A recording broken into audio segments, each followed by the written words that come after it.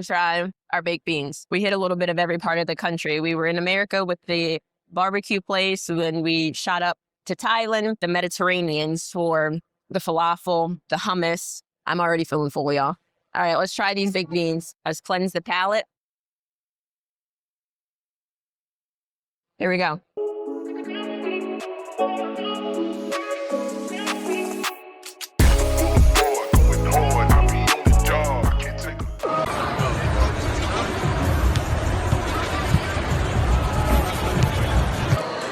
Y'all, these baked beans are banging.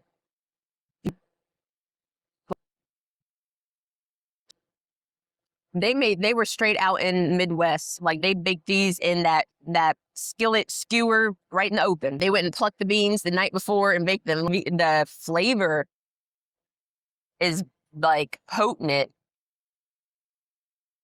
You can taste the smokiness. I don't know if that's molasses or like brown sugar, but like that consistency is so there.